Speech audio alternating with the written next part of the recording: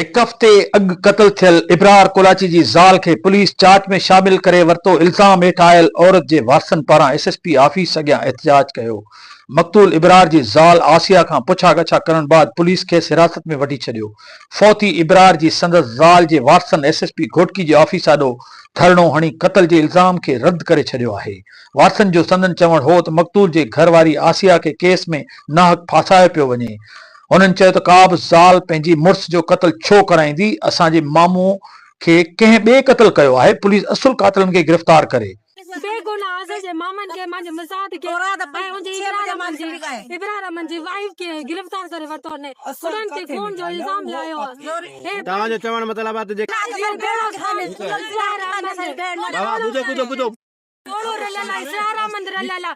बबलू जो आयो अले केरा पुलिस वारो वो रलेला जुबेरू रलेला असांजी इंसाफ खपे। असांजी मासी रात जो हिते आहे। असांजा मामा ना गुनन ते तशद्दुद करन था। असांखे इंसाफ ॾियो। कुरान शरीफ